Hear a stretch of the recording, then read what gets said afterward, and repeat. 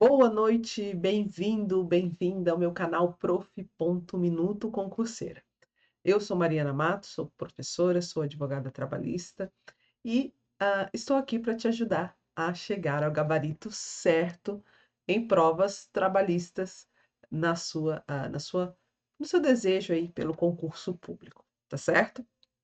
Estou aí há mais de 10 anos como professora do TEC Concursos, então, tenho uma experiência muito vasta, há mais de 10 anos comentando questões, conhecendo os estilos, inclusive as alterações durante, todo esse tempo. As bancas mudaram, algumas não, nem tanto, mas começam a mudar, até porque se você pegar uma prova aí de 2006 e comparar com a de 2025, você vai ver que o grau de dificuldade é muito maior.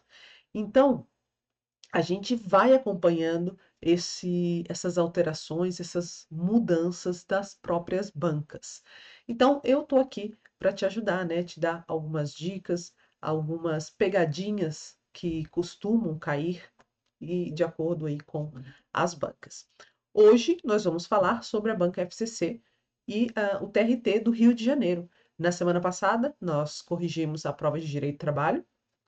Eu dei meu parecer aí, né? Foi uma prova fácil, uma questão que tinha ali uma casquinha de banana e que se você não tivesse atento, você poderia marcar o gabarito errado, ah, pensando, né, que estaria certo, porque não viu um pequeno detalhe no enunciado. Então é isso que eu quero trazer para vocês, que vocês precisam, às vezes, ficar atento ao enunciado da FCC, que agora ela começou a trazer casos práticos, mas no fim ela acaba cobrando a literalidade dentro das assertivas.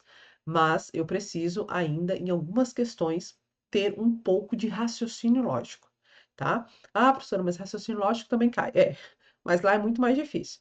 Aqui você vai aplicar um raciocínio lógico jurídico. Você vai pegar o caso, encontrar os elementos daquele instituto que a banca está cobrando e adequar ali a cada assertiva, certo? Então é mais um quebra-cabeça. Você vai pegar aquelas pecinhas e vai tentar enquadrar em cada assertivo, tá certo? Uma coisa que eu costumo dizer para os meus alunos é: procure as questões erradas. Veja, você tem 5 assertivas e só uma está certa. Você estudou pelo menos 70% do edital, né? No mínimo. Aí 70% a 80% do edital você estudou.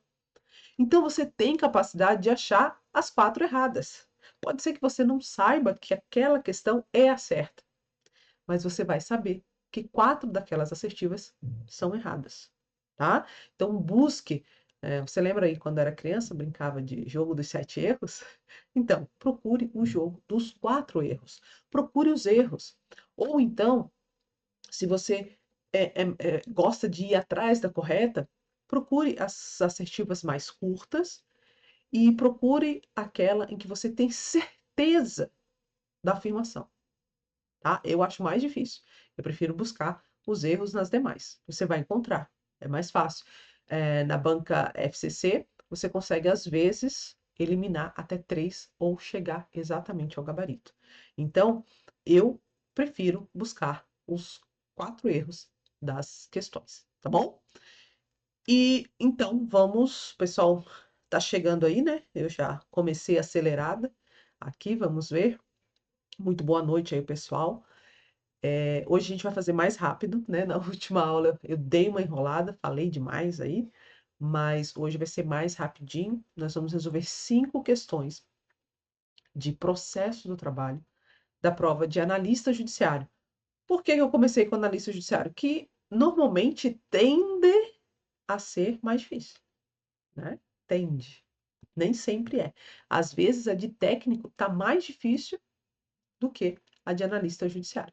A de oficial de justiça, eu não vou falar porque é específica, né? Ela tem uma peculiaridade, que por si só ela já é difícil. Por quê? Porque cai um assunto que a gente odeia, né? Eu também, eu realmente confesso que eu odeio, que é a execução. E cai em massa, né? Para oficial de justiça, tá? E aí nós temos várias súmulas, vários OJs, mas às vezes a banca traz a execução para dentro da prova de analista judiciário. E uma ou duas questões caem aí, acabam caindo para técnico. De oficial de justiça, a gente vai corrigir num outro momento. Teve uma aluna que me mandou, quero agradecer, não sei se ela está aí, mas ela me mandou a prova. Então a gente resolve a prova de oficial de justiça numa outra oportunidade, tá bom? Hoje nós vamos resolver as 5 questões pesadíssimas da banca FCC, Rio de Janeiro, de cargo de analista judiciário, área judiciária, tá bom? E um aviso sobre processo do trabalho. A banca vem pesando demais. E como que ela pesa? Ela vai pesar nos enunciados de súmulas e OJs, que temos muitas, muitas mesmo, principalmente na parte de recurso, na parte de ação rescisória, mandado de segurança e ação de cumprimento, que foi o que ela pesou aqui, tá? Então não caiu coisinha de prazo, não caiu audiência que ela costuma cobrar, não caiu nada disso, que é fácil o assunto. Ela cobrou exatamente súmulas em peso sobre ação rescisória, que é um assunto, não é um assunto, vou dizer, difícil. É um assunto chato de se estudar. Por quê? Porque tem muita súmula, tem muita exceção. Às vezes você tem que sair um pouquinho do raciocínio lógico jurídico e apenas aplicar o enunciado, porque ele é incoerente, tá? Mandado de segurança tem também muitas súmulas, muitas exceções, então exige muito mais de você, exige memorização de enunciado, tá? Mas a banca não fugiu à transcrição desses enunciados. Então, a gente pega aquela antiga FCC, né, Fundação Copia e Cola, e traz para essa prova, ok? Vamos, então, falar, né, resolver, e aí a gente vai fazer uma revisão. Eu trouxe alguns elementos, né, na correção anterior. Eu trouxe só elementos sobre a questão, né, para a gente identificar, para a gente, na verdade, justificar a questão. Hoje a gente vai fazer realmente uma revisão, porque eu acho interessante, eu acho importante fazer uma revisão sobre esses assuntos, e ao final da aula eu vou te apresentar uma lista de súmulas e OJs que você vai ler 48 horas antes da sua prova, TRT São Paulo, tá? Isso fica aí para você, esse compromisso, porque algumas delas vão estar na sua prova do TRT de São Paulo. Tá? E aí, quando sair a prova, a gente vem corrigir e você volta aqui nos comentários e diz: é isso aí, prof. Caiu realmente as súmulas que você passou aqui. E eu li e acertei, tá bom? Bora lá? Vamos para os slides. Então, vamos resolver aí as questões do TRT Rio de Janeiro 2025. A prova foi aplicada agora em 2025. Processo do trabalho, tá? Vou falar rapidinho aqui sobre o nosso material, tá? Não vou me estender. Se você quiser conhecer mais deste material, TRT São Paulo para Desesperados, assiste a correção da prova de Direito e Trabalho do Rio de Janeiro, que o link vai aparecer em algum lugar aqui ou ao final deste vídeo. Não sei como é que fica aqui a equipe, não sei como é que a equipe que coloca, tá? Mas senão você procura aqui no canal a revisão, inclusive já faça a revisão de Direito do Trabalho, tá? Aí lá eu explico certinho como funciona. O que que você tem dentro, né, desse TRT, Plano Emergencial aqui, né, São Paulo? Você vai ter as matérias de Direito Constitucional, Direito Constitucional, Administrativo, Processo do Trabalho, Direito do Trabalho, Código de Ética e noções de pessoa com deficiência, tá? Esses são os resumos. Aqui você vai ter resumos sobre esses assuntos. São, em média, 15 aulas, com exceção, claro, do Código de Ética, que tem uma aula, e noções de direitos para PCD, que são 4 aulas. As demais são 15, 16 aulas no máximo para você estudar, em média aí 20, 25, 30 laudas cada aula, às vezes menos, tá? Mas é mais ou menos isso. E aí lá você vai encontrar também um plano de estudo guiado, resumos objetivos em checklist. Isso serve para você fazer uma revisão rápida antes e depois da sua bateria de exercício, mapas mentais em todas as aulas, legislação selecionada e um planner de leitura para os últimos 60 dias. Nós já estamos Vamos para a quarta semana desse planner. Se você quiser apenas o planner, aí você entra em contato com a gente, sai de R$ 59,90 a R$ 79,90, de acordo com o seu cargo, né? Nós temos o planner para técnico, administrativo, temos para analista administrativo e analista judiciário, área judiciária e oficial de justiça, avaliador federal, tá? Então, dependendo do cargo aqui, ou você vai fazer para técnico e analista, a gente faz a junção ali para você estudar, ou se você vai fazer analista administrativo e técnico, a gente faz a junção também, tá bom? Aí você entra em contato aí com a gente, vou deixar o meu e-mail, entra em contato que a gente conversa, né? Tá? É só falar qual é o cargo que você vai concorrer, que eu encaminho para vocês esse planner, beleza? Aqui são os resumos, tá? Eles são todos em formato checklist, assim, ó. Então, para você ter uma revisão rápida e sem delongas, sem frases longas, a gente faz ele todo aqui, né? Em formato de checklist. Tudo que você precisa saber sobre o adicional de periculosidade, você vai encontrar nesse checklist. Adicional de insalubridade, checklist, tá bom? Ó, são todos checklist. Às vezes vai aparecer aí uma tabela para vocês pediram, eu acabei incluindo tabela. Eu não gosto muito de tabela, mas vocês gostam e eu acabei incluindo para facilitar os estudos, a revisão de vocês. E dentro dos materiais nós temos essas frases aqui, essas premissas que muitas vezes ajudam você aí a resolver a questão, a chegar no gabarito só com essas premissas, tá? São premissas gerais, tá? Sobre o assunto ou que já caíram muito em provas. Aqui estão os mapas mentais, então você vai encontrar mapas mentais em todas as aulas, tá? Direito constitucional, administrativo, são mais aí de 300 mapas mentais para você revisar antes e depois da sua bateria de exercícios. Isso é uma ótima forma de você memorizar, tá? Usando os mapas mentais antes e depois da sua resolução de questões. Bora lá. Esse é o nosso planner, né? Então, o planner, o que que é? Você vai pegar esse planner e vai ler de cabo a rabo, tá? Não é só a indicação dos artigos. Eu já trago os artigos aqui para você ler, trago a jurisprudência para você ficar atento, tá? Ó, pode ver, a jurisprudência, OJ, súmulas do TST. Claro que eu vou trazer as mais cobradas, né? Não tem como eu trazer todas as OJs, todas as súmulas para você. Então, a gente faz uma análise, as mais cobradas e as que eu acho, né, palpite meu, minha bola de cristal, que vai estar na sua prova do TRT de São Paulo, tá bom?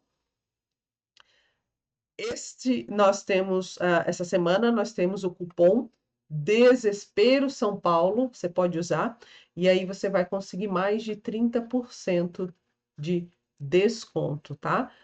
O curso que é 599 vai sair para você à vista, tá? Se você conseguir, se você parcelar aqui tem os juros, né, da plataforma, mas à vista você vai conseguir fazer por R$ 293,30. Lembrando que além de tudo aquilo que eu falei para vocês, nós vamos ter uma revisão em vídeo 30 dias antes, né? Começa nos 30 dias antes da prova, para você ter bastante tempo para revisar e para rever essas aulas 30 dias antes da prova, tá bom? Para você chegar inteiro, seguro na prova do TRT de São Paulo e garantir a sua vaga, tá bom? Bora lá?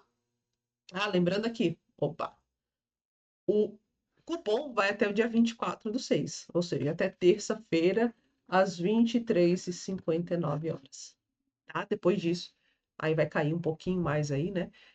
Pode ser que a gente venha fazer outro cupom, mas não vai ser mais deste valor. Ou, na verdade, a gente não vai mais fazer, porque daí você não vai conseguir finalizar toda a leitura, tá? Do material. Então, a gente vai ainda analisar se faz ou não outra promoção ou se encerra as vendas aí, porque você realmente não vai conseguir ler todo o material, tá bom? Bora para as questões. Deixa eu ver se eu não vou cortar aqui as questões. Beleza. Ótimo, tá? As dúvidas, pessoal, a minha equipe vai respondendo aí para vocês, tá? Só para a gente não cortar aí o assunto, não perder a linha de raciocínio, tá? Vou só tomar uma aguinha aqui e aí a gente já começa. Deixa eu dar uma olhadinha no chat.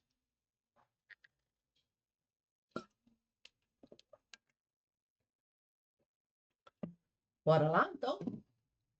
Preparados? Os slides vão estar disponíveis aqui na descrição do vídeo. Você pode baixar para acompanhar melhor, né?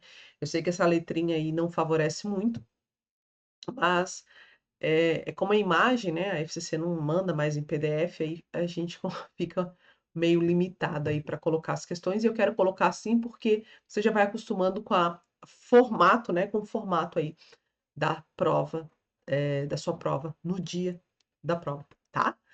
Bora lá? Deixa eu pegar aqui. Vamos lá. Eu vou ler mais pausadamente para você entender. Diferente da outra correção, a gente vai ler, vai resolver e depois a gente faz uma revisãozinha rápida sobre o assunto. Beleza? Bora lá. Considerando o entendimento simulado sobre, olha, ação rescisória, entendimento simulado.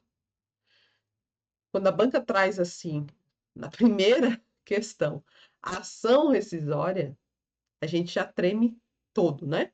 Chega lá, já tá nervoso, já tá cansado, ó, já é questão 46. Eu não sei se vocês resolvem a prova na ordem que a banca dá, as questões. Eu não recomendo. O que eu recomendo para vocês é vá por aquela matéria que você tem mais afinidade.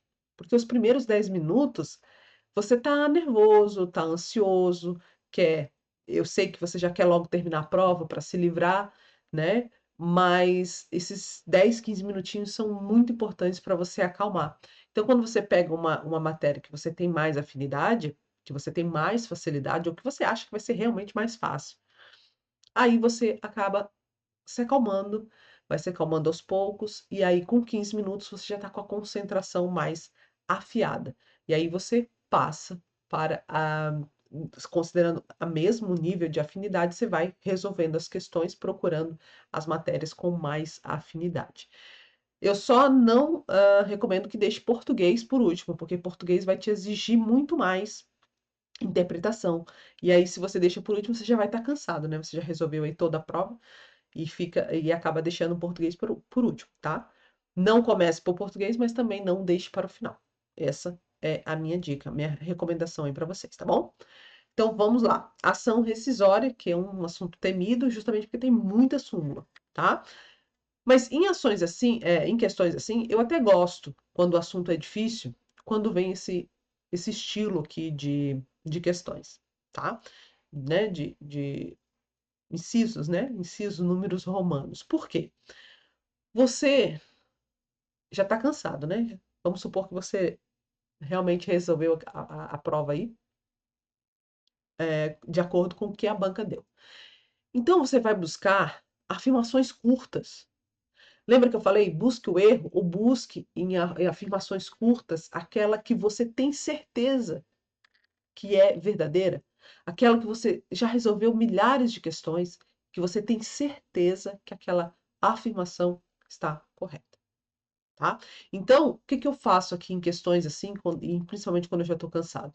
Vejam aqui que a número 2, o inciso 2, né? E o quarto aqui são frases curtas. Então, eu vou tentar primeiro nelas, e aí eu volto aqui e excluo a minha conclusão, tá? Por quê? Você sabe pelo menos 70% do edital. Então, dessas questões aqui, você sabe pelo menos 70%. E você vai conseguir excluir uma, duas assertivas. E em provas assim, que são incisos, você às vezes consegue excluir mais porque você descobriu um erro, um único erro, e você consegue ir se excluindo as assertivas, tá? Então, vamos resolver aqui. Eu vou começar pelas frases mais curtas, tá bom? A simples, estou aqui na 2. A simples interposição de recurso protrai o termo inicial do prazo decadencial. Prazo decadencial é aquele que você deixa passar e morre. Pronto, acabou. Perdeu, perdeu, dormiu no ponto, enfim. E aí eu te pergunto: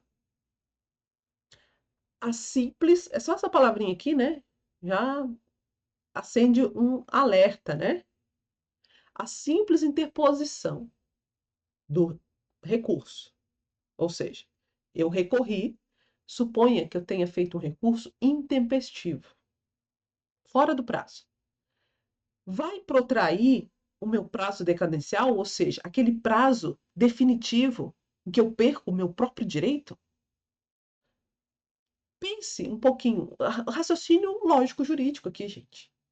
Ou seja, eu perdi o meu prazo. E aí, mas não quero perder tudo, né? Não quero perder, inclusive, o prazo decadencial. Aí o que eu faço? Eu vou lá e interponho um recurso. Eu sei que ele vai ser negado, porque ele está fora do prazo. Mas pelo menos eu vou protrair o prazo decadencial. Faz sentido?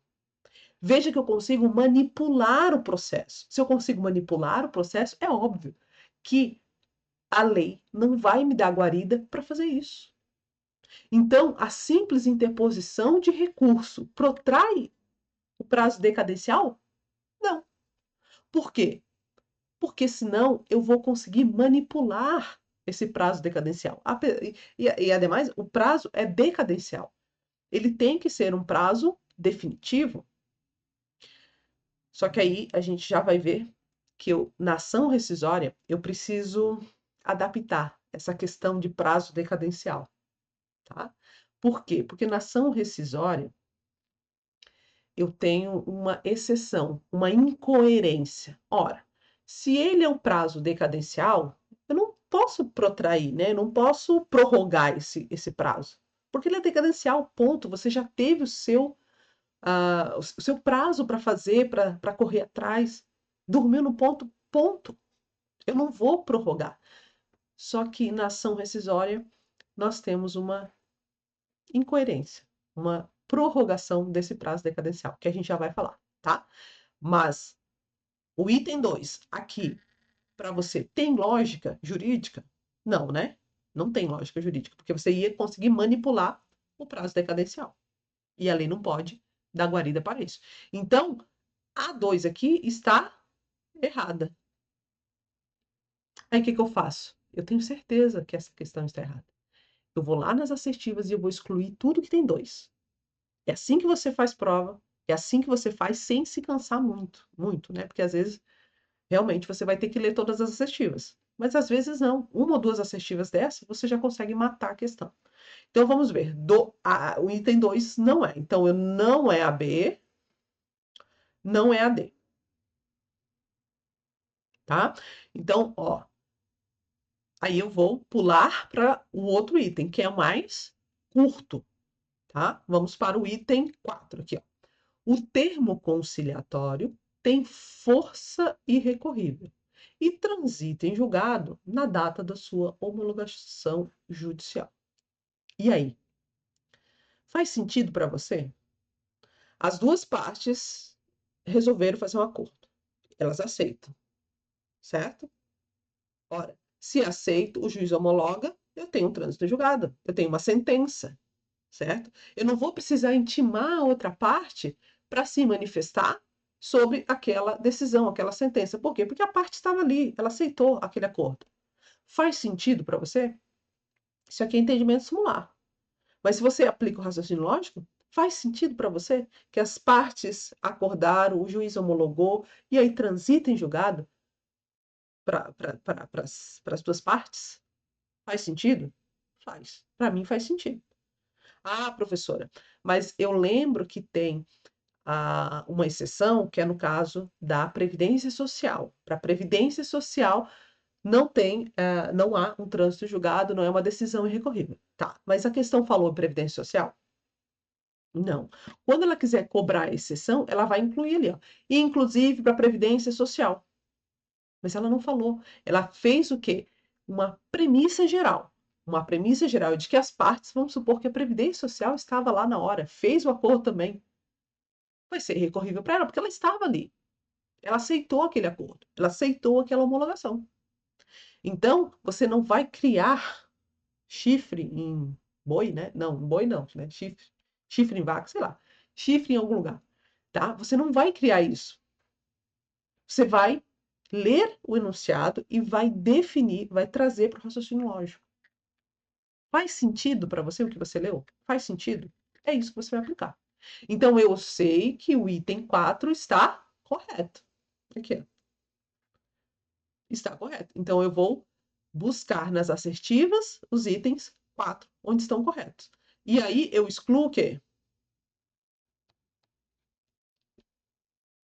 Eu tenho só duas oportunidades, né? Eu posso analisar o item 5 ou eu posso analisar o item 3. Mas vejam que o item 1 é incorreto. Eu nem precisei ler. E ele é um dos maiores, né?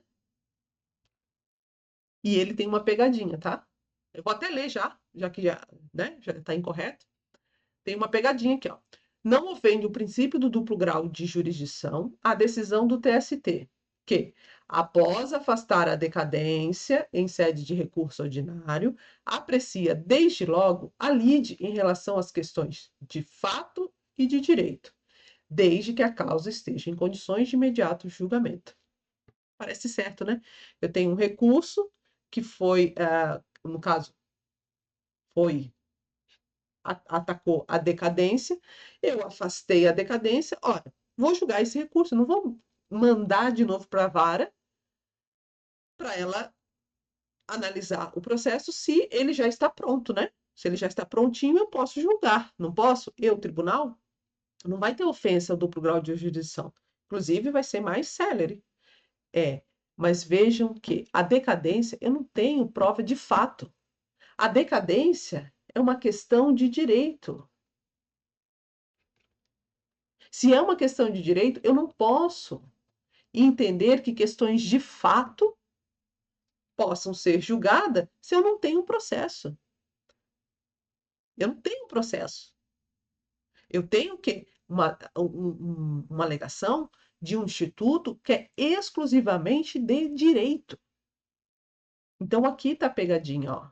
Questão de fato, não. Questão de fato tem que devolver para a vara averiguar ali os fatos, o direito, para depois encaminhar novamente aí para o tribunal. Então, eu anulo aquela decisão de decadência, eu afasto, e se é uma decisão que é exclusivamente de direito, se eu tenho um processo que é exclusivamente de direito, que eu só. Cara, é crachá, né? Ah, aconteceu isso, eu enquadro na lei, ok. É isso, não tenho que discutir, não tenho que provar nada. Fatualmente, né? Fático. Não tem. Aí eu posso julgar. Mas se eu tenho fatos dentro desse processo, aí eu não posso, porque eu tenho que remeter para a vara original para averiguar esses fatos. Tá bom? Então, errado. E cuidado com essas cascas de banana.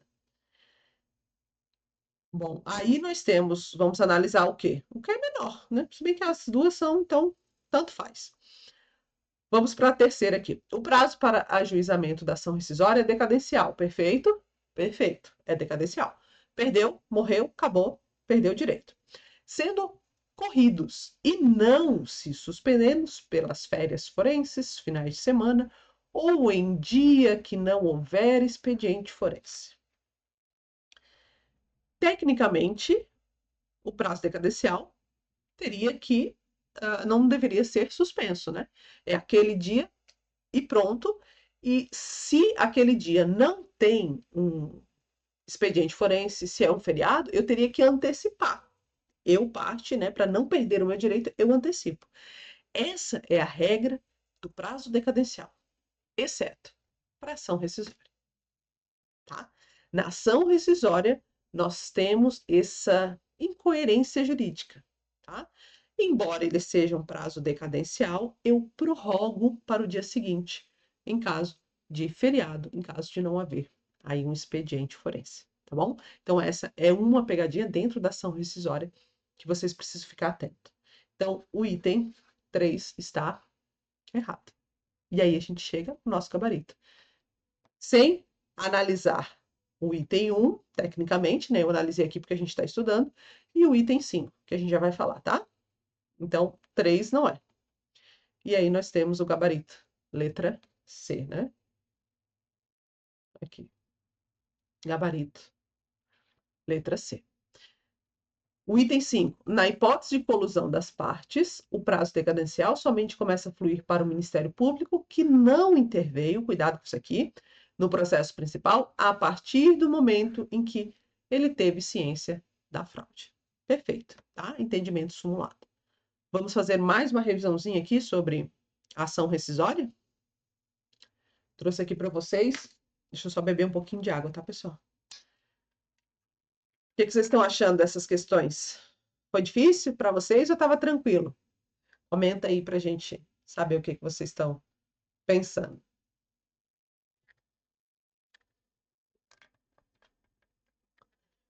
Vamos falar um pouquinho dos pressupostos sobre alguns pontos da ação rescisória. Tá? Quais são os pressupostos? São dois. Trânsito em julgado. Eu tenho que ter o trânsito em julgado da decisão para pensar numa ação rescisória. E a decisão tem que ser de mérito. Isso é a regra. Por quê? Eu tenho duas exceções.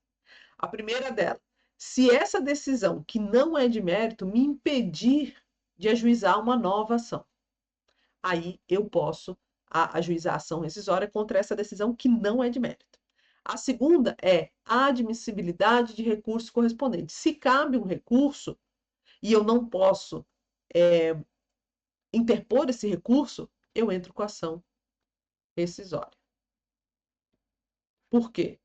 Porque eu não posso recorrer do modo normal, né, adequado. Tá? Então, eu entro com a ação rescisória, eu desconstituo aquela decisão e aí eu consigo ajuizar, interpor um recurso ou ajuizar uma nova ação. Tá? Mesmo que a decisão não seja de mérito. Tá? Isso é pegadinha. Isso aqui é pegadinha por quê? Porque é exceção. E normalmente você não vai lembrar. Você vai lembrar desses dois requisitos: trânsito julgado e decisão de mérito. Perfeito? Depósito. O depósito prévio é de 20% do valor da causa. Eu tenho que depositar. Por quê? Porque é uma segurança de que eu não estou, vamos dizer assim, usando o processo, usando uma ação rescisória para prolongar um processo, tá? Para usar aí da justiça, né? Então, eu tenho que depositar 20% como segurança ao valor da causa, né? 20% do valor da causa, ele vai ser limitado a 1.000 salários mínimos, salvo se eu for miserável. Se eu for miserável, eu não vou pagar esse depósito prévio, tá? Então, cuidado com esse valor, porque lá no CPC eu nem vou falar para você qual é, para você não ficar, oh meu Deus, e agora? É esse ou aquele? Não. O CPC é diferente. Então, o depósito prévio é de 20%. Beleza? 20%. Memoriza aí no direito do trabalho. Não se reconhece o exercício justo postulante. Essa premissa, às vezes, exclui muitas assertivas aí da banca, tá? Eu não posso, sem ter capacidade postulatória, ajuizar uma ação rescisória. Por quê? Porque ela é uma peça técnica. Eu preciso cumprir requisitos. Aqui, ó, trânsito de decisão no mérito. Então, eu não posso ajuizar pessoalmente como eu posso uma reclamação. E necessariamente eu tenho que ter um advogado. Eu tenho que ter uma pessoa com capacidade postulatória. Ah, professora, se eu for advogado, aí pode, né? Você tem capacidade postulatória, tá? É indispensável ao processamento da ação rescisória a prova do trânsito em julgado da decisão rescisória. Cuidado, eu não estou dizendo que não é preciso trânsito julgado. Eu estou dizendo que a prova do trânsito julgado, uma certidão, enfim, qualquer coisa que prove o trânsito julgado, ele deve conter no processo. Como que eu vou fazer isso? Como que eu vou provar que tem o trânsito julgado? Não sei, mas prove, tá bom? Tem que provar. Normalmente é com uma certidão, né? Certidão de trânsito julgado, normalmente tem no processo, você pega aquela certidão e anexa no seu pedido de ação rescisória, tá? É indispensável. Não provou, aí pode ser que dê treta, tá? Pode ser que dê treta. Por quê? Porque é indispensável. Você tem que provar o trânsito em julgado. Perfeito? Prof, e como eu falei para vocês, né? Como que eu vou provar? Não sei, de alguma forma. Tanto é que o juiz residente não está adstrito à certidão de trânsito julgado juntadas à ação rescisória.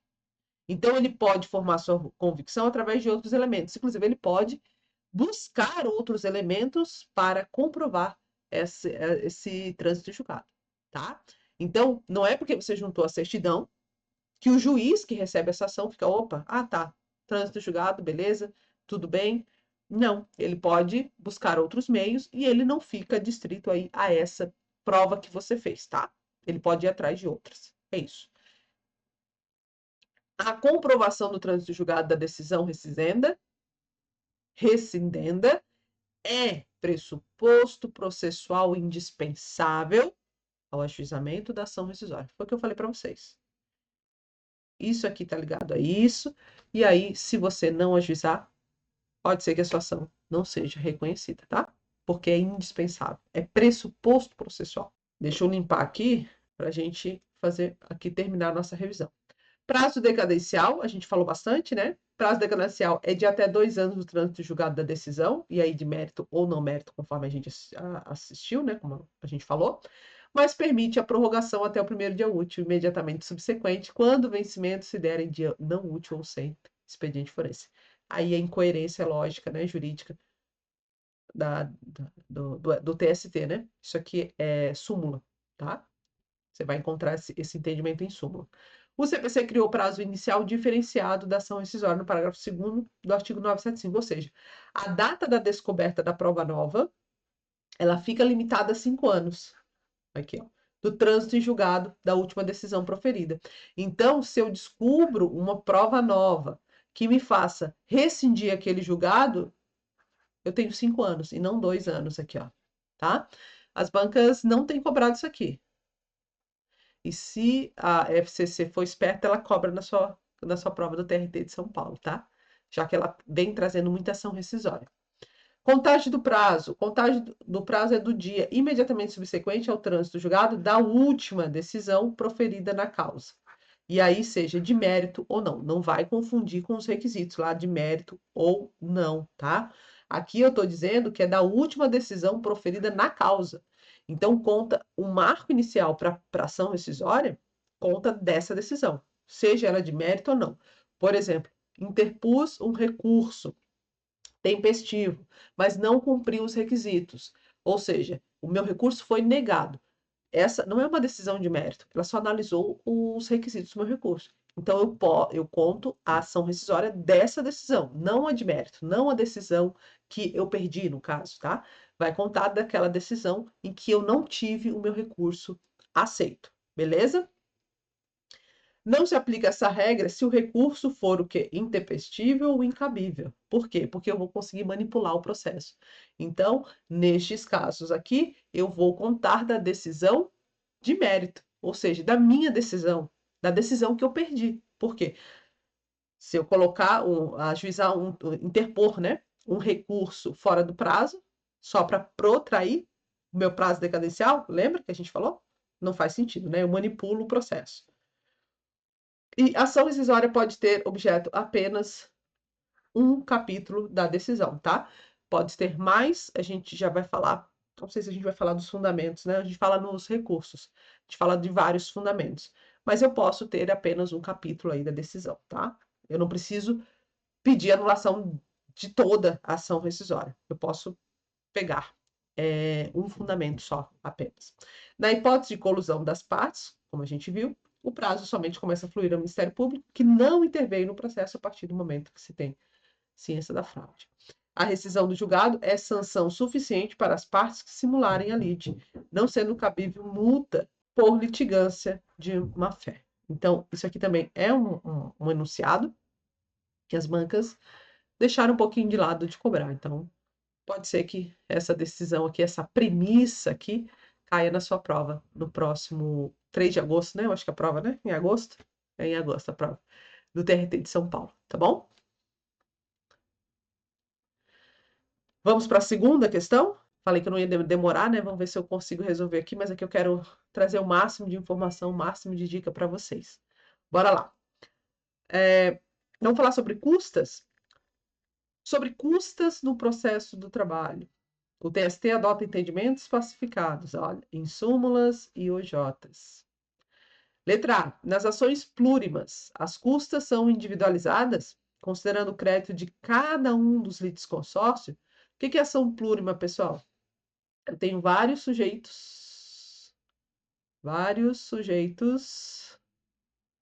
aqui, bonequinho, né? Aqui, eu tenho uma ação e tenho uma única ação contra o empregador aqui. Faz sentido eu cobrar custas de cada um se todos eles decidiram ajuizar uma única ação? Não tem lógica, né, gente? Então, em ações plurimas, eu vou ter as custas global. É uma ação só, tá? Então, não são individualizadas e não são o crédito de cada um dos litigantes. Será deserto o recurso da massa falida por falta de pagamento de custas. O que é deserto? Deserto é quando eu não pago, é a falta de pagamento das custas. Qual a consequência? O recurso não é aceito. Entenderam? Isso é deserto. Aí eu te pergunto, massa falida. Já pediu socorro, já disse, eu não respiro, respiro por aparelhos. Todo o dinheiro que entra, ele vai para um administrador que decide como que esse dinheiro vai ser administrado. Aí, vai ser deserto? Ela vai ficar impedida de recorrer se ela já está respirando por aparelho? Não, né, gente? Não. A massa falida, ela é isenta de custas no recurso, porque ela já está se afogando. Não vou cobrar dela, porque se eu cobrar dela, ela não vai recorrer porque ela não tem dinheiro. Então, não. Letra C. Não será deserto o recurso de empresa em liquidação extrajudicial por falta de pagamento de custas. Aqui nós temos uma pegadinha, né? Por quê? Porque a reforma trouxe que é isenta no caso de liquidação, a empresa, né, em caso de liquidação judicial. Mas nada falou sobre a extrajudicial. Inclusive, nós temos súmulas dizendo que a liquidação extrajudicial, a empresa tem que dar jeito. Porque ela só fez um comunicado. Olha, gente, na liquidação, né? Olha, gente, eu tô respirando, mas logo vou precisar de aparelhos. Se eu não tiver um plano emergencial, que nem o nosso plano emergencial TRT São Paulo, né? Se não tiver um plano emergencial, a gente vai começar a respirar por aparelho. Ou seja, vamos abrir falência, tá? No caso, se esse pedido for judicial, eu tenho isenção das custas. Agora, se é extrajudicial, aí não. Eu vou ter que dar jeito, tem que colocar aí nesse planejamento aí, eu tenho que colocar as custas do processo se eu quiser recorrer, tá? Então, não é deserto sim. Se for liquidação extrajudicial, é deserto. Letra D. Em caso de recolhimento insuficiente das custas processuais do depósito recursal, somente haverá deserção se, concedido o prazo de 5 dias, o recorrente não completar e comprovar o valor devido. Me parece justo, né? Por quê? Porque aqui eu ratifico o princípio da primazia da realidade. O que isso quer dizer? Quer dizer que eu não vou negar por uma formalidade. Eu não vou deixar de decidir o mérito da questão por uma formalidade processual, ainda que tenha sido culpa aí da parte, tá? Então, a princípio, essa me parece razoável, né? Vamos ver o erro da letra E. Veja que a gente está achando os erros das assertivas, como eu falei para vocês lá no começo. Eu prefiro procurar o erro do que procurar a resposta correta. Não é necessário o reembolso das custas à parte vencedora, se a parte vencida for pessoa isenta do pagamento. Essa aqui, a banca foi bem maliciosa, tá? Por quê? Você vai pensar o quê? Olha, a parte vencida é beneficiária da justiça gratuita. Então, ela não eu não preciso reembolsar quem não tem dever de pagar, né? Só que aí vocês têm que ver que quem pagou aqui foi a parte vencedora. Ou seja, eu tive uma parte, vamos colocar aqui, por exemplo, você, né? Você que não tem benefício da justiça gratuita, porque você é servidor público, está ganhando um dinheirão, certo? E você foi lá e pagou as custas do seu recurso. E você ganhou. E ganhou de uma parte que é isenta de custas. Por exemplo, você ganhou a ação contra a União. A União não paga. Está lá no artigo, acho que 790A da CLT. A União não paga custas, ela é isenta.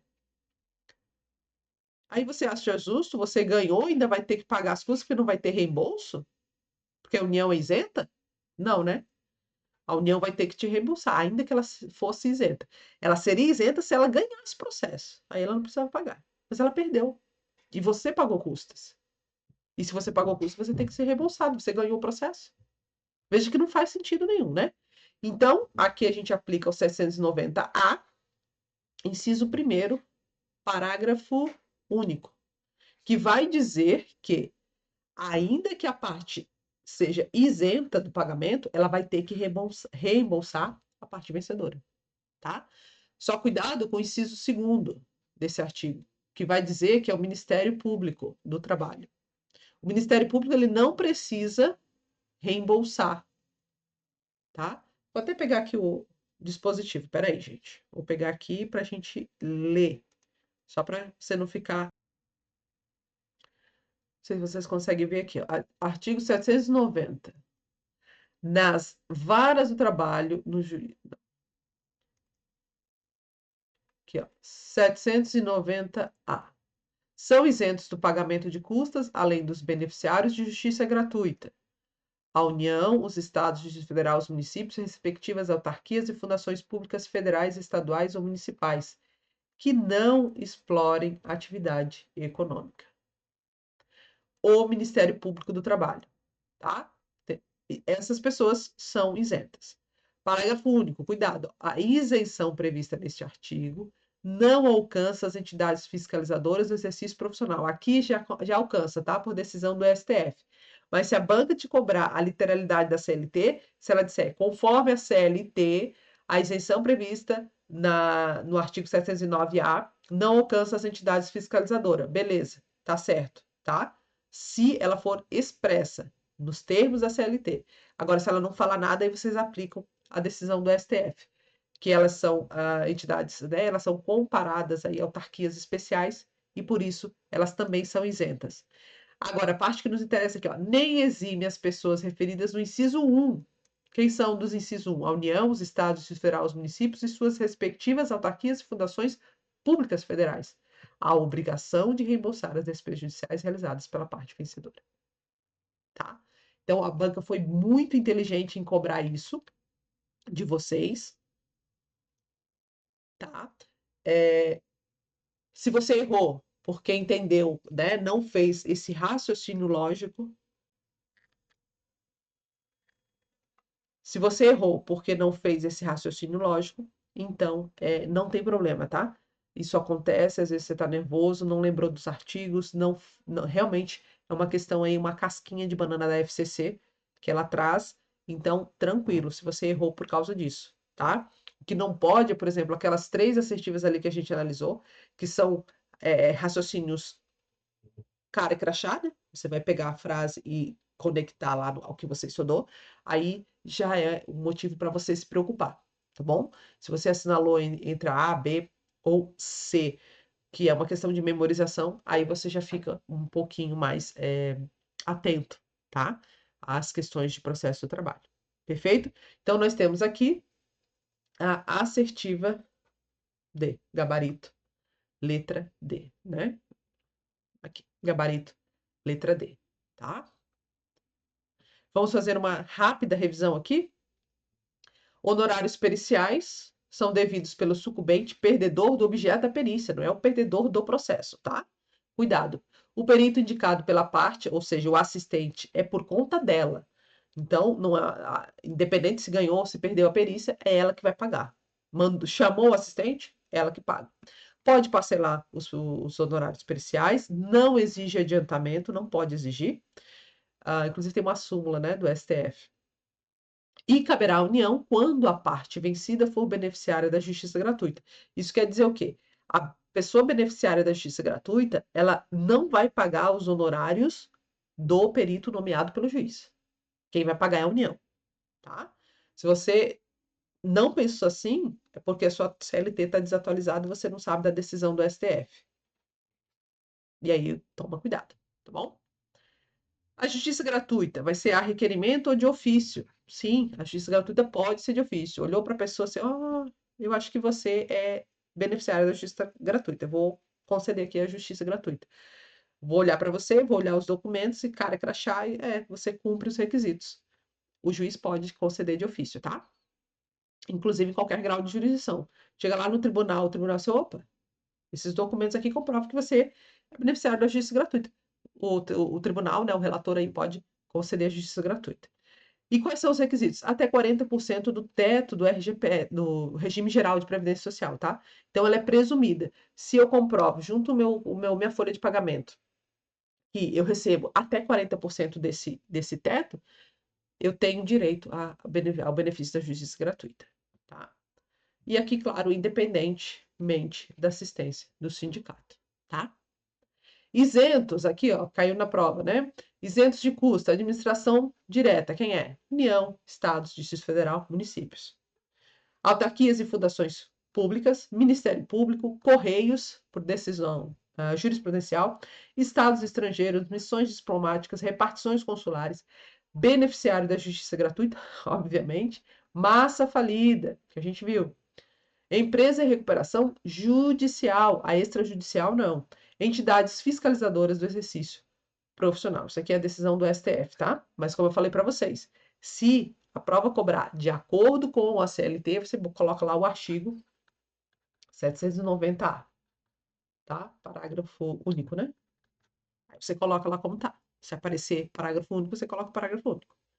Pagamento das despesas. Regra geral, pagas ao final do processo. Mas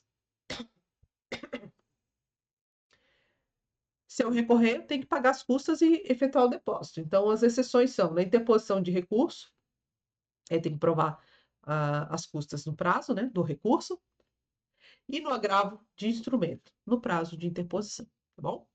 Na execução, eu sempre vou pagar ao final.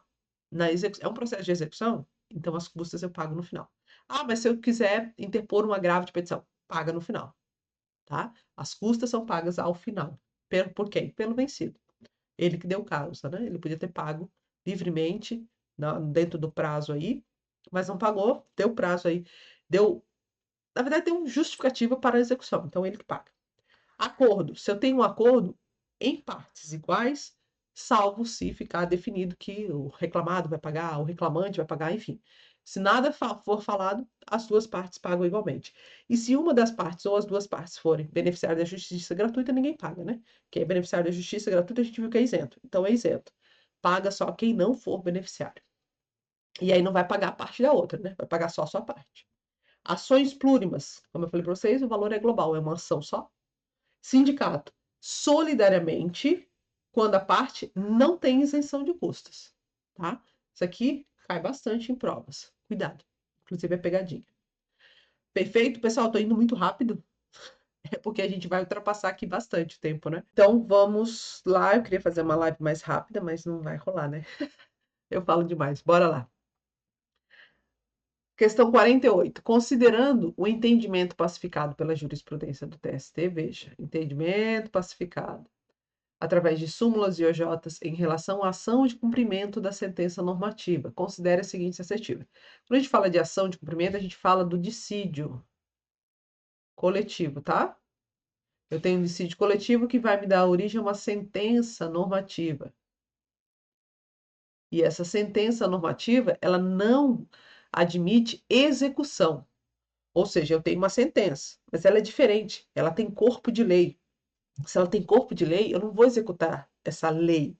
Eu vou ajuizar uma ação de cumprimento.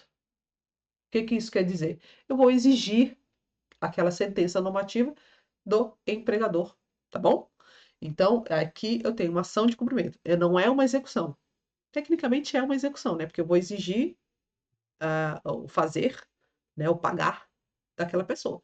Mas a gente dá um nome de ação de cumprimento, tá? Por quê? Porque ela tem requisitos próprios, ela tem peculiaridades, inclusive por não se entender um caráter executório, algumas peculiaridades da ação executória não se aplica à ação de cumprimento, tá? Mas, em regra, é uma ação de execução, tá? Só que, por favor, não vá colocar isso na sua prova, tá? Mas pense como se fosse uma execução, tá certo? Bora lá. O que que eu vou fazer nessas questões aqui? Eu já falei para você, né? Eu vou pegar as frases mais curtas. Eu vou pegar aquelas que eu tenho certeza ou vou buscar os erros. Vou pegar a frase mais curta e vou ver se tem erro ou se tem o acerto, né? Se eu tenho certeza sobre isso. E aí a gente vai pegar o item 2 aqui, ó. É dispensável o trânsito em julgado da sentença normativa para a propositura da ação de cumprimento. E aí, vocês sabem dizer se é verdadeiro ou se tem algum erro aqui? Pois bem, pensa numa execução. Eu preciso, para executar, eu preciso do trânsito julgado? Uma execução normal? Não, né? Se eu posso executar provisoriamente, eu não preciso do trânsito julgado. E a mesma coisa vocês vão pensar aqui na ação de cumprimento. Embora não seja uma execução, na ação de cumprimento, eu não preciso do trânsito julgado. Se tiver um recurso, eu posso ajuizar a ação de cumprimento, tá? É isso que vocês têm que ter noção. É uma execução, né? Eu permito aí uma execução provisória dessa lei, dessa sentença normativa, tá bom? Então eu já sei que é certo. Aqui é certo. Aí o que que eu faço quando eu já sei que a 2 é verdadeira? Eu vou lá nas assertivas. Letra A não é, a B pode ser, a C também. Letra D não é e letra E não é. Aí eu vou buscar o quê? Eu vou na 3 ou eu vou na 5, né? No item 3 ou no item 5. Veja que a maior aqui, ó, eu nem preciso ler. Já sei que ela está errada. A gente já vai ler rapidinho, até porque nosso tempo está bem extrapolado, gente. Queria fazer uma live mais rápida. Item 3 ou o item 5, vamos lá. Os dois têm o mesmo, então vamos aqui no item 3. A legitimidade do sindicato para a propor ação de cumprimento restringe-se à sentença normativa, não se estendendo à observância de acordo ou convenção coletiva. Gente, vamos botar um raciocínio lógico aqui? O sindicato, ele pode representar toda uma categoria. Ora, isso judicial e administrativamente. Isso está lá na Constituição Federal, né? Você acha que ele pode, fica restringida à sentença normativa? Sendo que a ação de cumprimento é aquela em que se tem o descumprimento da sentença normativa e também de a convenção ou o acordo coletivo de trabalho. São duas situações em que eu vou ajuizar uma ação de cumprimento. Então, não faz sentido nenhum eu limitar o sindicato. Até porque, se o empregado é empregado, ele vai fazer o quê? Ele vai lá no sindicato e vai dizer: olha, sindicato, o empregador não está cumprindo lá aquela sentença normativa, não está cumprindo o acordo coletivo. Vai atrás dele, porque se eu for, eu posso perder meu emprego. Entendeu? Não faz sentido. Ok, professor, eu não pensei assim na hora. Eu vou no item 5. Então vamos no item 5. Falta interesse de agir para ação individual, singular ou plurima, quando o direito já foi reconhecido através de decisão normativa, cabendo, no caso, ação de cumprimento. Aí vamos para uma lógica. Eu tenho um direito A, que já foi reconhecido em sentença normativa. Faz sentido, seja uma ação individual ou plurima, eu ajuizar uma ação, iniciar tudo de novo, uma ação de conhecimento, para buscar o reconhecimento daquilo que já foi reconhecido? Faz sentido, né? O que que eu faço? Eu vou numa execução. Então, se é uma sentença normativa, eu não posso executar, né? Lembra que eu falei? O que que eu faço? Eu vou na ação de cumprimento. Então, a 5 está errada, tá? Opa, desculpa, errada não, tá certa, né? Porque falta interesse de agir. Eu não vou buscar um reconhecimento do direito se ele já foi reconhecido, tá? Desculpa aí, pessoal. Aqui a 5 está errada e a 3 está errada, né? A 5 está correta, aqui, a 5 e a 2. E a 3 é incorreta, porque não se restringe o sindicato. O sindicato, tanto sentença normativa quanto CCT ou ACT, ele pode ajuizar a ação de cumprimento, tá? Vamos ver o item 1, então, gabarito letra 2 e 5 aqui, ó. Gabarito letra C. Gabarito letra C.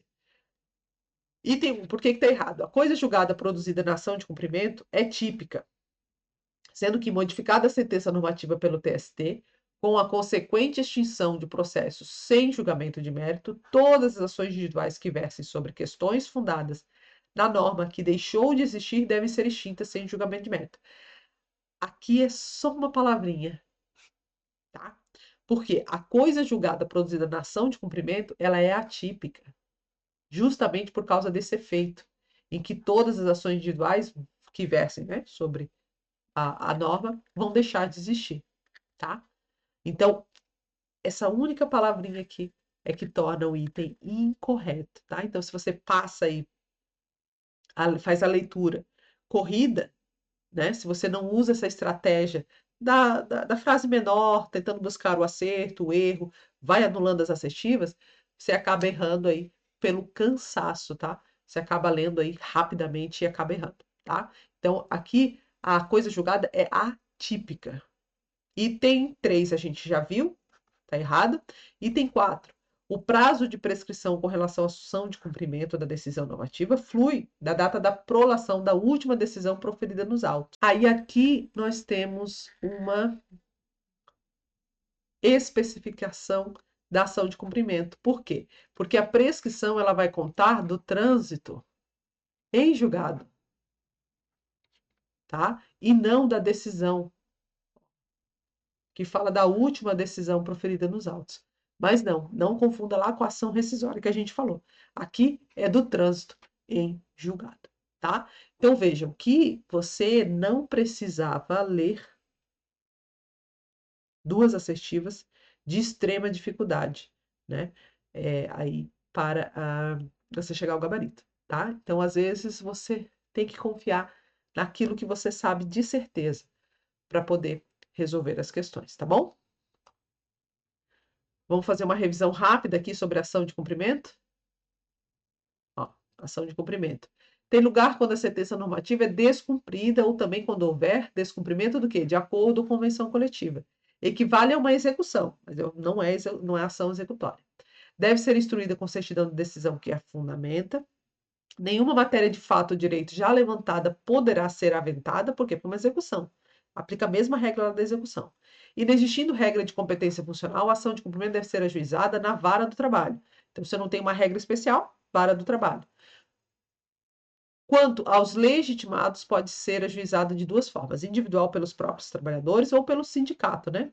Quando é coletiva, substituto processual por excelência aí, é o sindicato. Prazo para ajuizamento, quando a ação do cumprimento se funda em acórdão ou certidão do julgamento do TRT. Essa questão aqui costuma cair bastante também, tá? Já tem um tempinho que a FCC não cobra. A partir do 20º dia subsequente ao do julgamento. Todavia, sendo dissídio de competência do TST com a publicação da certidão de julgamento. Cuidado com isso. O prazo de prescrição, ó, questão lá da prova, com relação à ação de cumprimento, decisão flui apenas a data do trânsito em julgado. E a ação de cumprimento só produz efeitos enquanto a sentença normativa não for alterada. Sendo alterada, extingue-se aí a ação de cumprimento, tá? Dependendo, claro, do motivo.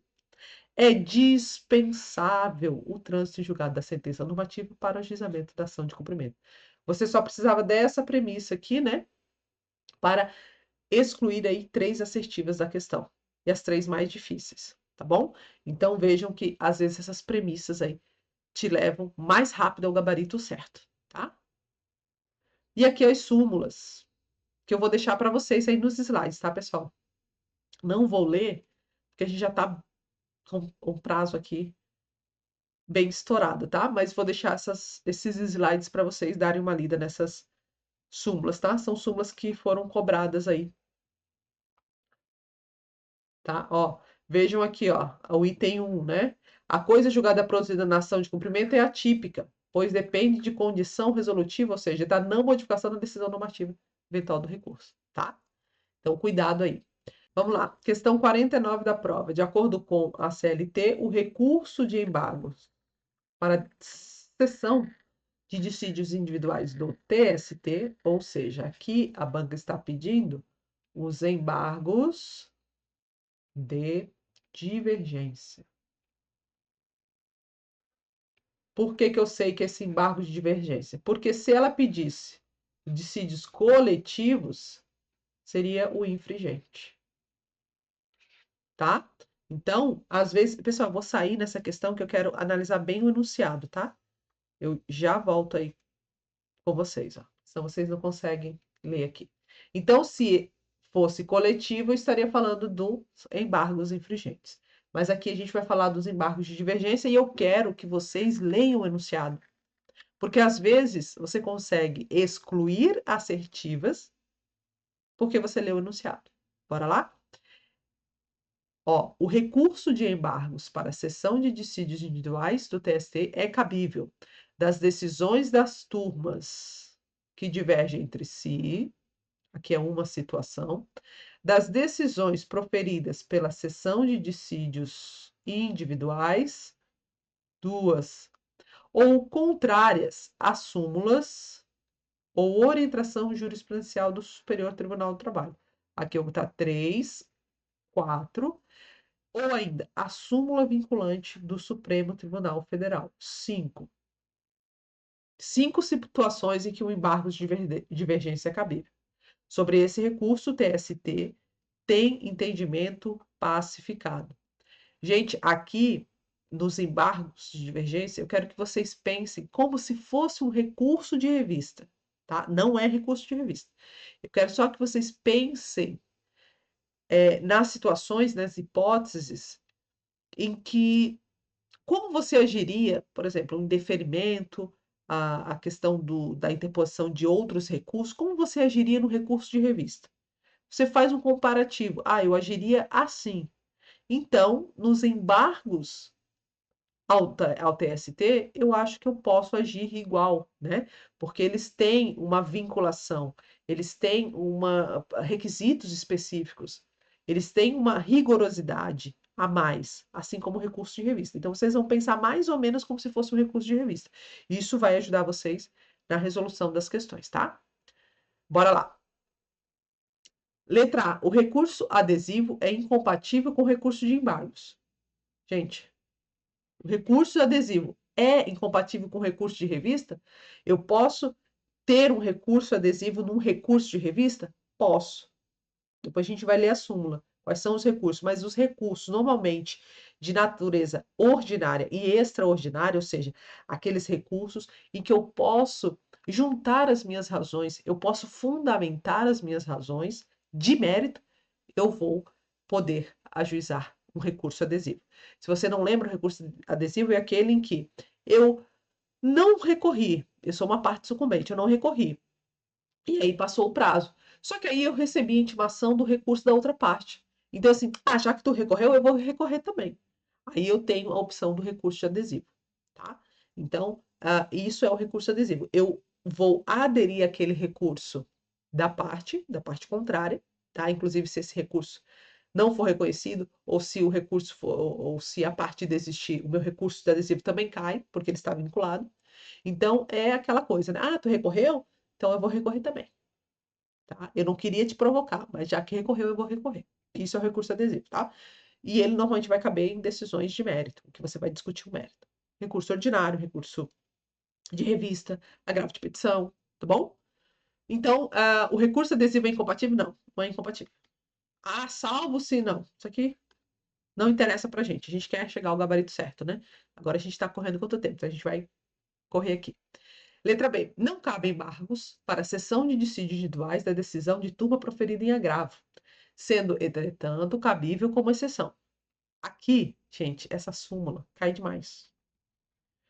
E ela cai porque ela afirma uma coisa e depois traz 550 mil exceções. Por isso que cai bastante, tá? Eu vou até deixar para depois. A gente vai analisar as outras, vamos tentar buscar os erros, até porque essa aqui é uma questão grande, né? A gente já está cansado, lembra? Então, eu vou pegar as assertivas menores. Letra C. É inválida, para efeito de conhecimento de recurso de embargos, a invocação de orientação jurisprudencial do Tribunal Superior. Gente, aqui, ó, o enunciado falou que cabe embargos contra decisões, súmulas e orientações jurisprudenciais. O próprio enunciado está dizendo para você que cabe embargos contra orientações jurisprudenciais. Tá? Então, errado. Letra D. Os acordos oriundos da mesma turma, se divergentes, podem fundamentar divergência jurisprudencial necessária para a interposição de embargos para a cessão de dissídios individuais. Gente, a gente não leu aqui, ó. É cabível das decisões das turmas que divergem entre si. Eu não posso ter divergência da mesma turma. Se é da mesma turma, a turma que resolva. A divergência tem que vir de turmas diferentes, distintas, que divergem entre si. Eu tenho a turma, a segunda turma, a quarta, né? Vou falar da quarta que sempre diverge com as demais, né? Então eu tenho a quarta turma, e aí eu tenho todas as outras contrárias a ela. Eu posso embargar? Posso. Por quê? Turmas distintas, tá? E estava no enunciado a resposta. Então, da mesma turma? Não. Letra E. O fato da decisão recorrida resolver determinado item do pedido por diverso fundamento e a jurisprudência transcrita não abranger a todos, não implica o não conhecimento do recurso de embargos. Aqui que eu queria falar com vocês um pouquinho. Aqui a gente vai ter que aplicar, só para a gente não ter que lembrar dessa súmula tenebrosa, né? Aqui. O gabarito é letra B. Já vou dizer aqui para vocês. Tá? O gabarito é letra B. Mas eu vou aplicar aqui um raciocínio lógico na questão, no item E. Suponha que você está embargando porque você tem direito à estabilidade. Mas você tem direito à estabilidade gestante, sindical e acidentária, né? Você tem direito a essas três estabilidades e ninguém reconheceu nenhuma delas. Aí você vai embargar. Por quê? Algum requisito, alguma jurisprudência da quarta turma reconhece, por exemplo, não reconhece, né? Agora ela já deu uma melhorada aí no seu posicionamento, mas não reconhecia a estabilidade no contrato por prazo determinado. Todas as outras estavam reconhecendo, mas ela não. Então, o que acontece? Você embargou ao TST e disse: olha, eu tenho direito à estabilidade gestante, mesmo que meu contrato tenha sido por prazo determinado, independente do que a quarta turma pensa. Então, eu vou pedir esse embargo de divergência para o TST decidir, certo? Ok. Só que vamos supor que realmente o TST esteja defendendo que não cabe no prazo, por prazo determinado. Vamos supor que esse contrato não era por prazo determinado, mas era trabalho temporário, lá da Lei 6.019. E aí, realmente, a Lei 6.019, o TST tem um entendimento que está sendo questionado, tá, gente? Mas tem um entendimento de que não cabe a estabilidade gestante. Perfeito, eu perdi. Eu perdi meu fundamento. Eu perdi tudo. Com base o quê? Na minha estabilidade gestante. Só que eu ainda tenho mais dois fundamentos. Eu tenho os fundamentos, os requisitos da estabilidade acidentária, no caso hipotético aqui que eu falei para vocês, e sindical. Então, eu vou ter que transcrever a divergência tanto para elementos, fundamentos da minha estabilidade gestante, a minha estabilidade acidental, como a minha estabilidade sindical. Se eu não faço isso, eu não vou julgar. O TST não vai julgar. Porque eu preciso fundamentar todos os meus pedidos. Eu preciso transcrever a divergência de todos os meus pedidos. Certo? Então, por isso que essa questão, esse item está incorreto. Eu preciso, tá? Se eu só transcrevo a parte da gestante, aí o TST não reconhece, porque tem o IAC 2 dizendo que o trabalho temporário não tem direito à estabilidade. Aí o que vai fazer? Vai julgar o restante? Não, por quê? Porque eu não fundamentei, eu não trouxe a divergência para os demais elementos, então eu não vou decidir, tá bom? Gabarito letra B, e aí a gente vai ver aqui, deixa eu ver se eu trouxe a súmula para vocês aqui. Trouxe essa aqui, ó, tá? Essa súmula aqui vocês precisam ler 24 horas antes da prova, porque se cair, só quem leu a súmula 353 vai acertar, tá? E eu vou deixar aqui para vocês. Essas aqui são os fundamentos da ação, ó. Não se conhece de recurso de revista ou de embargos. Por isso que eu falei para vocês, comparem sempre, porque eles são semelhantes, né? Se a decisão recorrida resolver determinado item do pedido por diversos fundamentos e a jurisprudência transcrita não abranger a todos, tá? Aqui o recurso adesivo, ó, cabe no recurso ordinário, agravo de petição, revista e de embargos, tá? Sendo desnecessário que a matéria nele vinculada esteja relacionada com a do recurso interposto. Aqui não confunda a matéria veiculada, ou seja, não é porque ele recorreu de um item da sentença que eu tenho que recorrer no meu recurso adesivo daquele mesmo item, tá? Aqui a vinculação é do próprio recurso em si. Eu só tenho o meu recurso adesivo conhecido se o recurso principal, que é o recurso ordinário da outra parte, for reconhecido. Ok? Vou deixar aí para vocês lerem essas súmulas. Lê 24 horas antes da prova, tá? E a última questão aqui, né? Que a gente já está com quase 1h30 de live aí, pessoal. De acordo com o entendimento pacificado pelo TST, através de súmulas e orientações jurisprudenciais sobre competência territorial e competência funcional, vamos lá. Na execução por carta precatória, os embargos de terceiro serão oferecidos no juízo deprecado. Isso aqui você tem que lembrar, tá? É deprecado ou é deprecante? Deprecado e deprecante. Aqui, deprecante é quem envia a carta. E aqui é quem recebe. Dito isso, eu apresento o meu recurso lá no juiz que recebeu. Essa é a regra. Exceto, e aqui a reforma trouxe 2 exceções. Se indicado pelo juiz deprecante o bem, ou seja, o próprio deprecante aqui, que enviou a carta, já disse: olha, aquele bem que foi indicado para execução. Ou ainda se a carta já tiver sido devolvida, ou seja, o deprecado já devolveu a carta. Então, eu vou apresentar o meu recurso aonde? No deprecante, lá no juiz originário. Certo? Entenderam? Essa é a resposta, tá? Depois vocês aplicam aí a questão de pegar as assertivas menores, tá? Vamos lá, vamos buscar os erros, né? Em se tratando de empregador que promova a realização de atividades fora do lugar, é assegurado ao empregado a apresentar reclamação no foro de celebração do contrato ou na prestação dos respectivos serviços. Sendo que, no caso de uso pelo trabalhador dessa faculdade, deve ser declarada de ofício a incompetência territorial. É meio incoerente, né? Primeiro ponto, premissa básica. A competência territorial, ela pode ser alegada de ofício? Não. Pronto. Já encontrei o erro. Ah, professor, mas eu queria saber se o restante está certo. A gente já vai saber. A gente vai ler, vai fazer uma revisão sobre competência territorial, tá? E aí a gente já vai ver. Mas eu já achei o erro, que era o que eu precisava para acertar a questão. Lembra? Ok. Letra C. O conflito de competência configurado entre Tribunal Regional e Vara do Trabalho a ele vinculada deve ser julgado pelo TST. Quem manda mais? Eu tenho um tribunal e tenho uma vara. Quem que manda em quem? Não é o tribunal que manda na vara? Então eu não tenho divergência. Eu tenho uma questão de hierarquia. A vara tem que obedecer esse tribunal, tá? Errada. Letra D. A competência para ajuizamento da ação anulatória é da vara do trabalho, do local da sede da empresa, que foi um ato supostamente eivado de vício.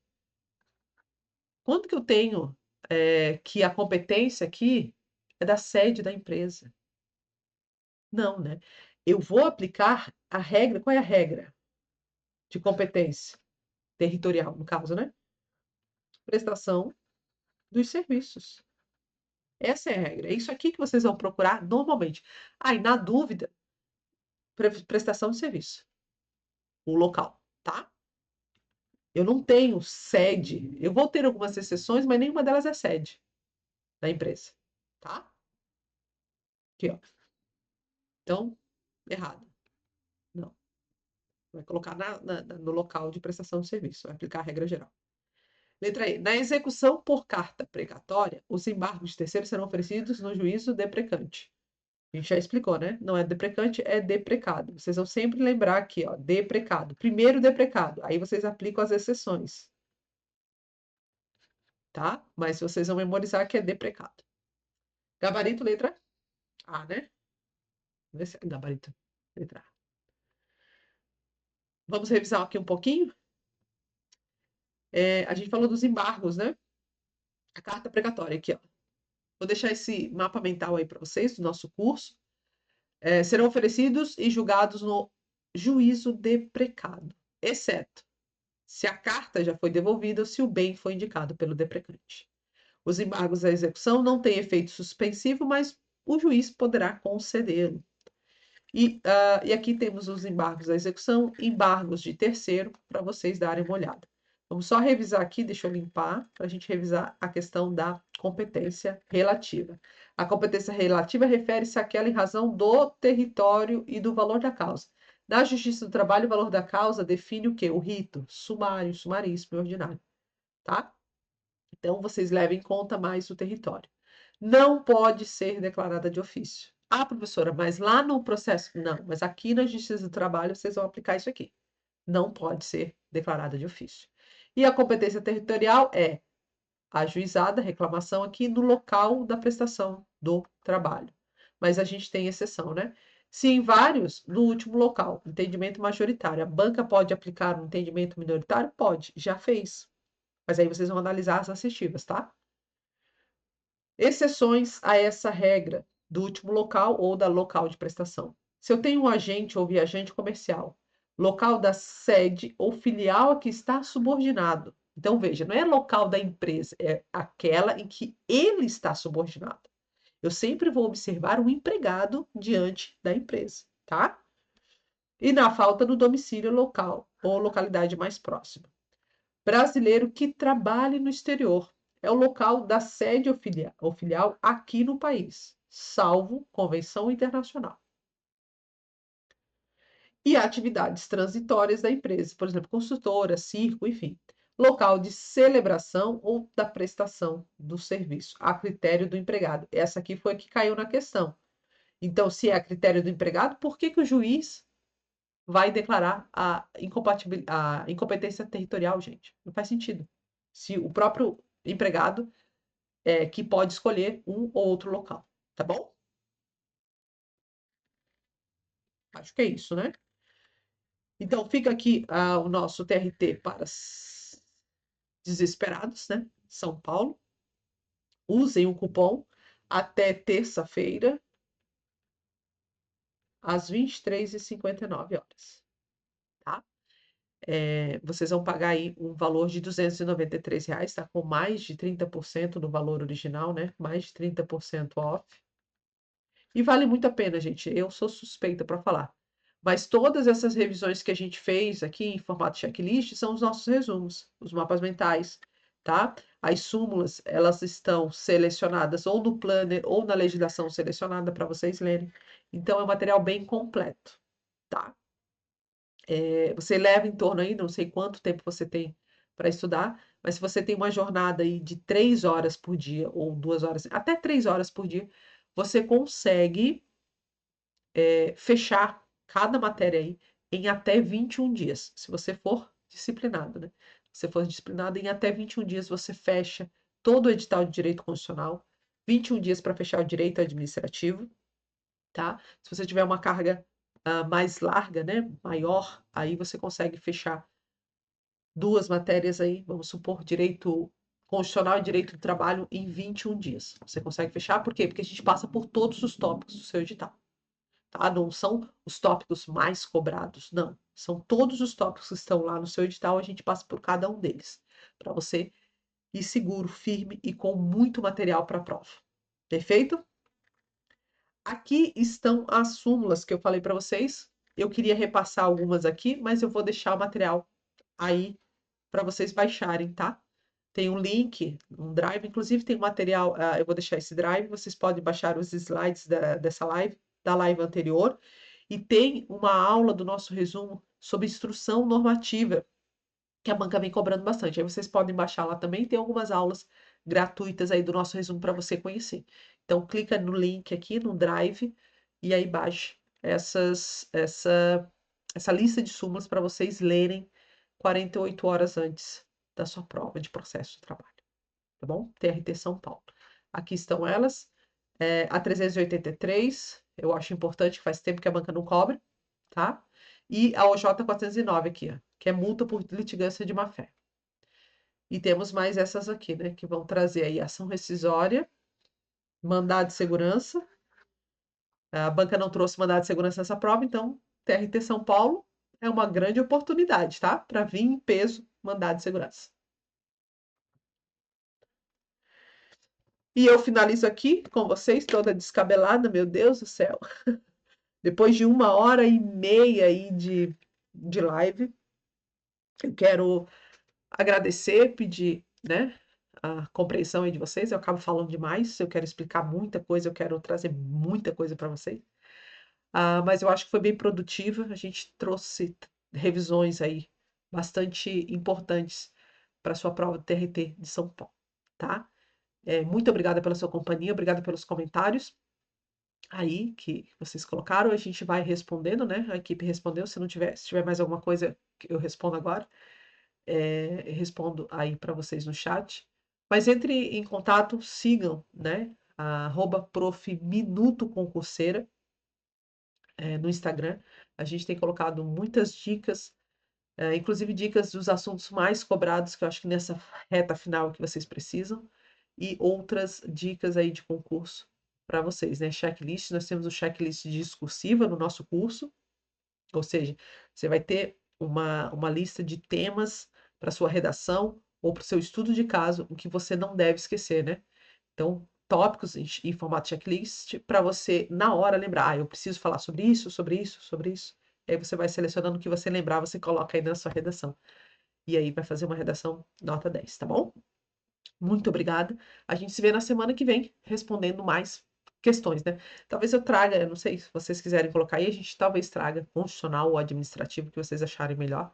Senão a gente continua nessa linha de processo do trabalho e direito do trabalho, já que nós estamos falando do TRT. Essas duas matérias você não pode errar, tá? Você precisa gabaritar aí para chegar tranquilo nas primeiras posições. Perfeito? Boa noite, muito obrigada pela sua companhia. Te espero lá no Instagram. Se você tiver interesse no Planner, entre em contato por e-mail. Vou deixar o e-mail aqui na descrição, que ainda dá tempo de você ler, tá? A gente vai para a quarta semana, na segunda-feira. A gente entra na quarta semana do nosso Planner. Muito obrigado e a gente se vê por aí, né? Se vê no próximo vídeo. Até mais, até breve.